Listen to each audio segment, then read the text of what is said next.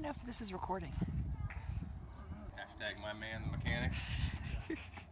Covered in sawdust. I don't think you realize how grassy you are. Oh, I'm grass.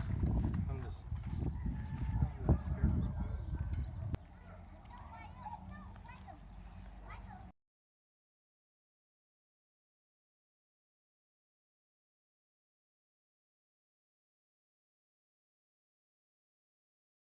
Is everything packed up? Yeah. We ready?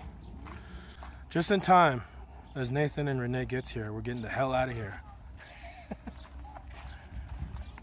You guys gonna stay here for a week? We'll be here for a week. You guys stay here for 2 weeks. We may not be at San Miguel anymore. That's what I mean. Oh, I just meant we'll be going to San Miguel. Yeah. At some point, though, we're gonna stay longer than a week, I guess. Seeing yourself on the vlog. This guy. Fame and fortune. Eventually. Okay, cool. I have some kind of like. It's not like, you know, a concurrent event.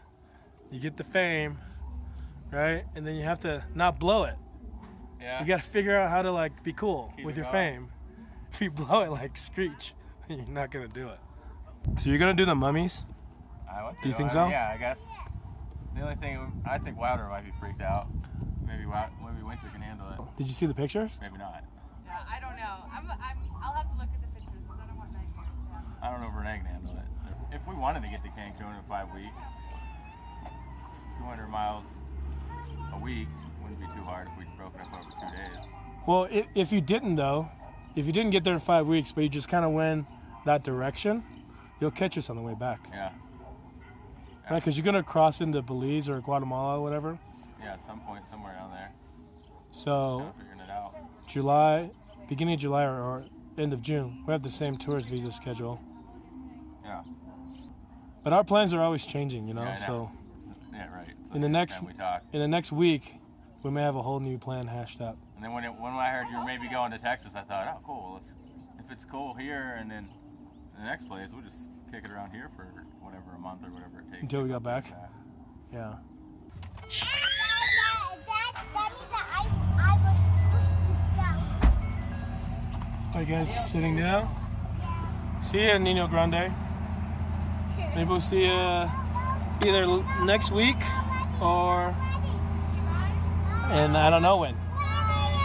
Well, whenever Enjoy you stop this. by the huge house, we're gonna have a mansion Oh yeah, that's right in right. the center of Astoria. You should buy the Goonies house. Live in that. That'd be pretty sweet. That would be pretty sweet. We made it to the town of San Miguel de Allende. We're at the RV park. Really tight to get in, but we made it in. It's a very secure RV park with like locked gates and 24-hour service and all that. And it's pretty close to walk everywhere. So it's a pretty cool town. It's not as scenic and unique as Guanajuato so far, but we haven't gone to the town center yet, the main square where the main church is, and we're gonna check that out. Of course, it's more expensive than the other place. This place is 350 pesos a night versus 150 we paid at the other place. I don't know, maybe we'll like it. All right, here's the main road. We're at the San Miguel RV Park is what this is called. It's pretty nice. We're actually like at the end of the RV park section. There's 2 other people here. We haven't seen the Germans in that man rig. The Sprinter there just showed up. It's a couple from Portugal. So the drive was like 40 miles maybe. It was an easy drive. It was through the mountains. It was a little windy, but we did have one problem. This has never happened before, but I knew it was gonna happen sooner or later. The kids were playing iPad in the car. You know, when we're driving, we kind of let them do iPad or read books or whatever they want, just kind of pass the time. And this has never happened until today. I remember driving, and I remember Ava handing her iPad voluntarily up to Marlene, and I thought to myself, wow, that's weird. The battery's not dead, it hasn't been that long, like why is she giving up an iPad? Literally within the next 5 minutes, we heard her like gagging And You have then to describe it. within like a few seconds after that, we heard her just like throw up all over herself. So that was like maybe, I don't know, 20 miles away from San Miguel de Allende. So we pulled over, cleaned her up. We made it here fine. This place is really nice, but you can already tell that it's very, very popular with expats, travelers that come down here for certain parts of the year. It's a big gringo town. We knew that because a lot of people have told us, oh, you have to go there. My mom goes or lives there, or my uncle spent 6 months a year there. We kind of knew what to expect. We didn't know if we were going to come for sure or not until our friend from home, Cynthia, she's a good friend of ours. She married one of our best friends from college, and she's from Mexico. She's actually from a town less than 100 miles from here. And she told us the other day that this is her favorite place. This is where she wants to be when she retires. And this is somebody who like was born and raised in Mexico, although she now lives in the US, but she wants to come back and live in this town. So we felt obligated to come here and check it out. We didn't get very far in town. We went quick bite to eat. Kids weren't feeling well, so we just kind of turned back and now we're just hanging out. This RV park is a little bit more expensive than the last place we were at in Guanajuato. Guanajuato, we paid 150 pesos a night. It had electric and water and bathroom, shower, basically the same thing, but it's just, you know, not as like polished as an RV park, even though it was called an RV park. Here we're paying 300 pesos a night, plus they charge us for one kid. First 2 kids are free, I guess. You can have 2 adults, 2 kids, and then a 5th person, they charge another 50 pesos. So we're paying 350 a night to be here, which I know in US standards is not a lot of money. It's about 20 bucks. It's a little less than 20 bucks for full hookups, walking distance to town. But the reality is we're not in the US. It shouldn't be this expensive, but this place is. This is one of the more expensive places we stayed at. We pulled in, we got a spot, and we talked to the owner, and the owner spoke perfect English, which was not the case in Guanajuato. We got out, we walked down the street to find some place to eat, and we can tell right away that there were just a lot of American, a lot of Canadians, a lot of foreigner-looking people walking around town already, just within the first hour or 2 that we've been here.